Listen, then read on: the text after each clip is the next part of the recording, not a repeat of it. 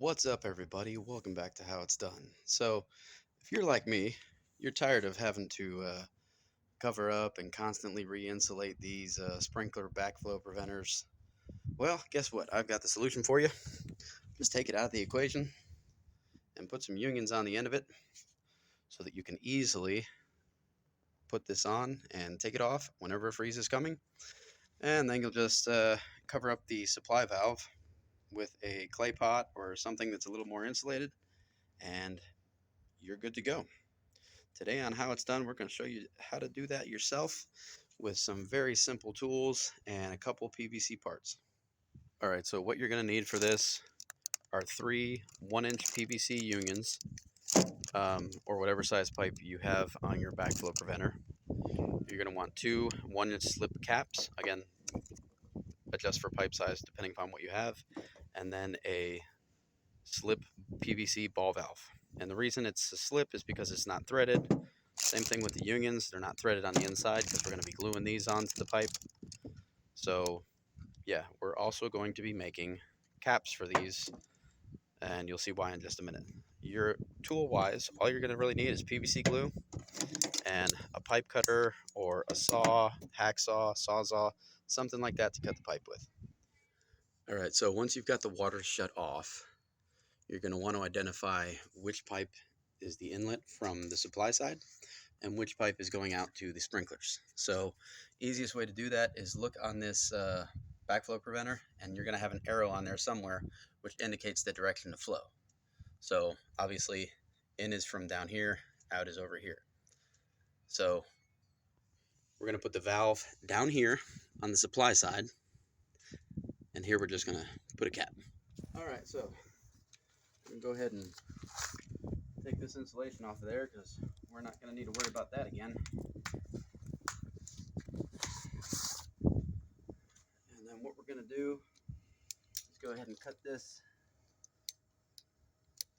pretty close to ground level, about level with the ground.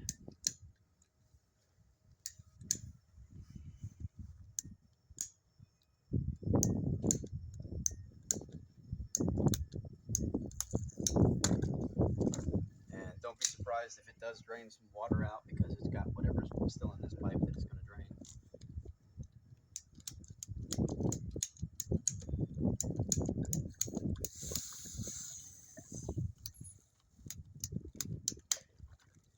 Although, from that, it appears that the valve at the street did not shut it off all the way. All right, so the valve at the street didn't shut off the water all the way. You still had a little bit of a supply there. So what we had to do was go inside the garage where the shutoff was for the house itself. And now we're just going to make a little trench here to get the water to drain so that I can glue this stuff on there without having water in the mix. So when you're connecting the unions, one thing you want to remember is that if you only want to have to use 3 and not 4 and have extra parts, you're going to want to alternate a threaded side with a non-threaded, a male and a female threaded side. And this way you can put the opposites on this end, and then when we do these caps, you can use the third set of unions for that, and you don't have to have a fourth. So let me go ahead and I'm going to get this valve glued on here, and then we'll put our union on. So I'm going to take my PVC glue, and this is a medium PVC cement. It's not the hot set blue cement. If you're wanting to do this in a hurry and turn the water back on real quick, you can use the hot set. This sets up in 15 minutes, reaches full strength in 2 hours. So that's just what I'm going to do.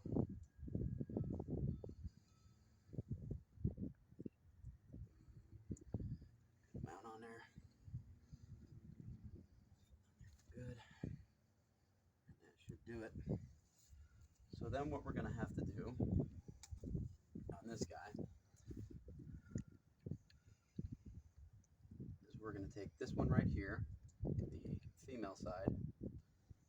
Put some glue on the inside of that. Put some glue on here.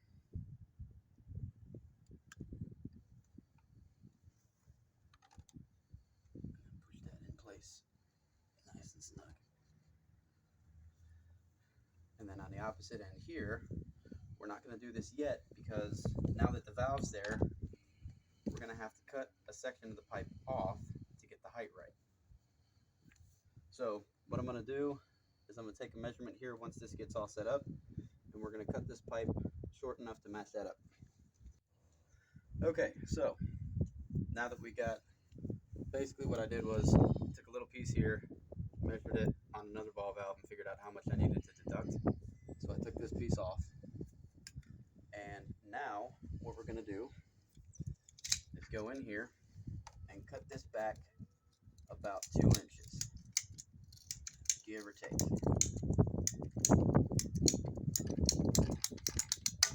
And what that's going to do is that's going to slide down in here, and it's going to be glued in place. And then we're going to have this other slip fitting that matches with this side, the female, go onto this. And again, the reason for that is so you don't have these going backwards with the flow, and also so that your caps are going to match up and you don't have extra pieces.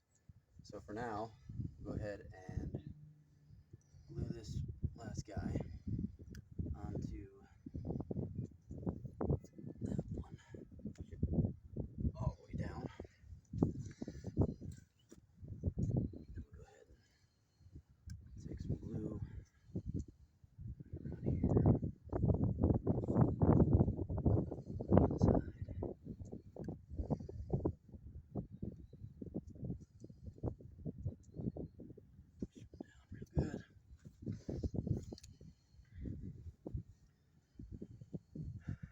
Last but not least, we'll take this, again, the female side, put some glue on that, some glue on here, and press that down into place. You want to make sure that this collar is flexible and not getting glued to it, because you're going to have problems if that is.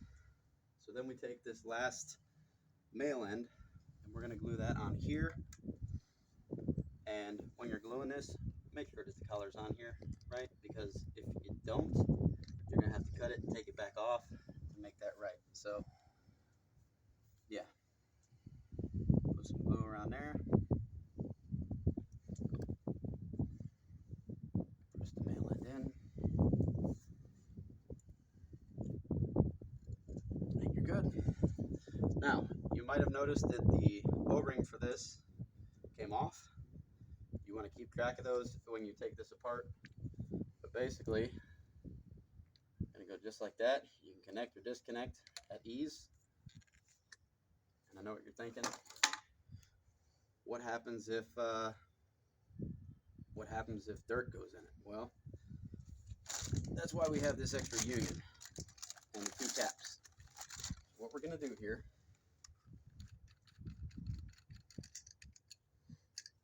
is we're going to take this leftover PVC, and you're probably going to need an extra little bit of PVC because this is only going to be enough for one. But what you'll want to do is put some glue around this, put some glue around here,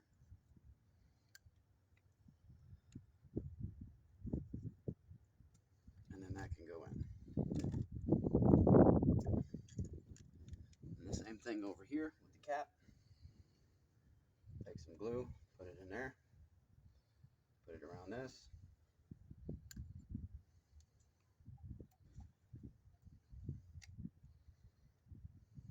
Shove it in good and tight, and you're all set.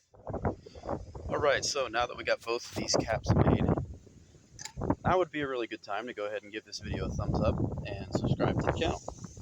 But the benefit of having 2 different thread types on the caps and the pipes is that when you're trying to store these in the summertime, although this is a lot easier with 2 hands, but you can just twist them together and keep them in the garage, in your toolbox, yard tools, with your mulch, wherever you want to keep it. But it's just one piece to keep track of. Set this guy on top and tighten him in place. And you don't have to worry about any dirt or debris falling into the pipe, clogging up your sprinkler heads. And all you've got to do is cover these little things right here. You don't got to worry about this expensive backflow preventer getting backed up or clogged or freezing and breaking. You're good to go. On this, you can put a cap on it. You don't really need to, because as soon as you open this valve, it's going to flush anything that happens to be in there out. So not 100% necessary.